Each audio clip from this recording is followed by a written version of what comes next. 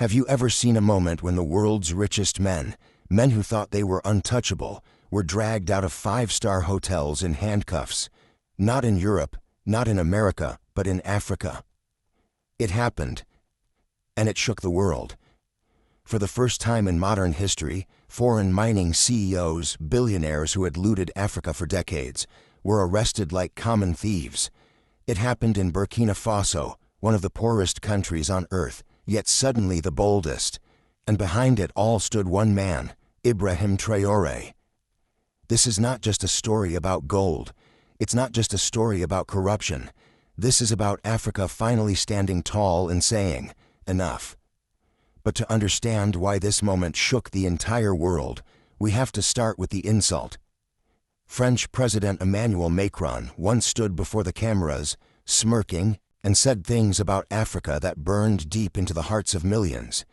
His words dripped with arrogance, painting Africans as children, as less than human, as people not ready to control their own destiny. And for many, it was just another insult, another echo of centuries of colonizers speaking down to Africa. But for Traoré, the young captain who had risen to lead Burkina Faso, Macron's words weren't just offensive, they were fuel. Because he knew the truth. Behind the fake smiles, behind the diplomatic handshakes, behind all the so-called aid packages, Africa was still being looted. Gold, diamonds, oil, uranium, treasures worth trillions flowing out every year. And in return, Africans got nothing but poverty. So when Macron insulted Africa, he unknowingly woke a sleeping lion. March 15th, 6:00 a.m. The streets of Ouagadougou, Burkina Faso's capital, were quiet. The sun was just starting to rise, painting the sky gold. But behind closed doors, something was about to erupt. In 7 luxury hotels across the city, foreign mining executives were still asleep in silk sheets, secure in their arrogance. These men had dined on Africa's riches, flown in private jets, and lived as though they owned the land itself. But that morning, they woke to the sound of fists pounding on their doors. Special forces, elite soldiers trained in silence and precision, stormed the hotels. Guns drawn, voices sharp, orders clear. On the ground, the first was Victor Petrov, CEO of Goldmax Corporation, a man worth billions. He had just stepped out of bed when the soldiers burst in. Within minutes, the mighty billionaire was handcuffed, dragged through the hotel lobby still in his pajamas. The sight left guests gasping. The king of gold, reduced to a prisoner. In another hotel, Jean-Claude Dubois, head of Canadian Western Gold, tried to flee. His private jet was already fueled at the airport, but Traoré had anticipated everything. Borders sealed, airspace closed. Dubois never made it. Soldiers intercepted his convoy, ripping him from the back seat of a black SUV. At a third hotel, Michael Thompson of Australia's Pacific Resources was frantically trying to send money out of the country from his laptop. His hands shook as he typed passwords, desperate to hide billions in stolen wealth. But he didn't finish. Soldiers stormed in, slammed him to the floor, and his laptop became evidence. By the time the sun was fully up, the world's most powerful mining bosses, men who thought Africa was theirs to plunder, were sitting in armored trucks, wrists bound, faces pale with shock. The world had never seen anything like it. To outsiders it looked sudden, but this wasn't chaos. It wasn't a coup against businessmen. It was a master plan, months in the making. President Ibrahim Traoré had moved like a shadow, quiet, patient, precise.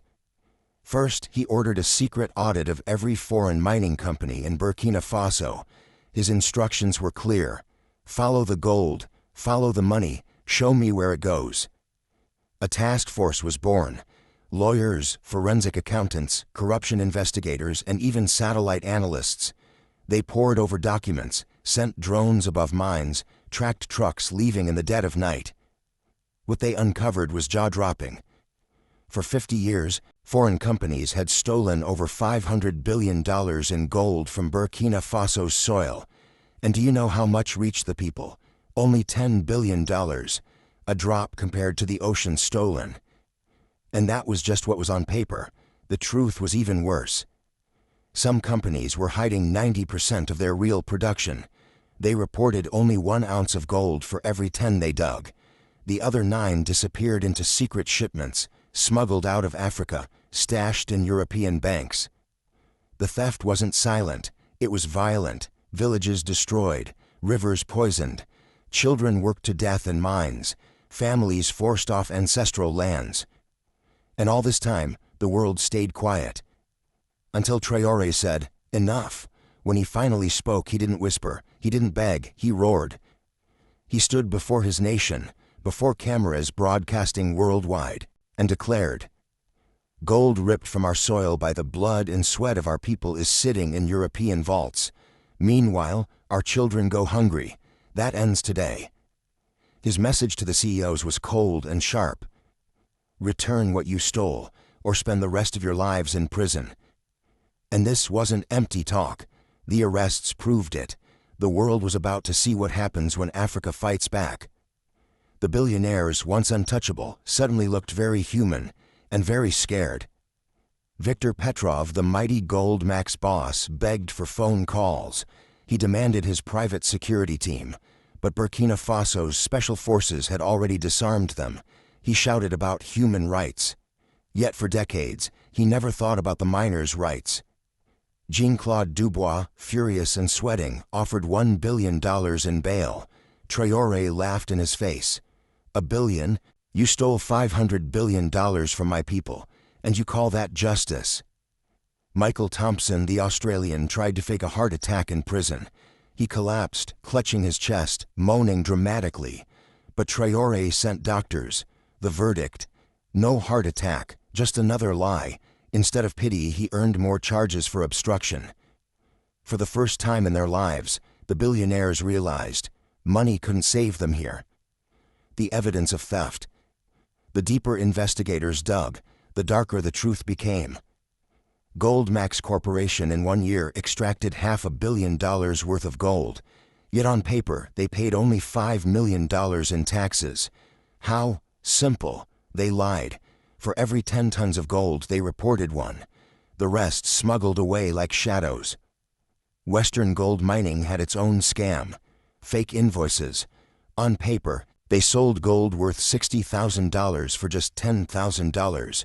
The missing $50,000 per bar slipped quietly into offshore accounts. Pacific Resources, their fraud was bizarre and cruel. They pretended miners were paid 10 times what they actually received. Those fake salaries became tax deductions. In reality, workers stayed poor, while the company pocketed millions in phantom expenses. And it went deeper.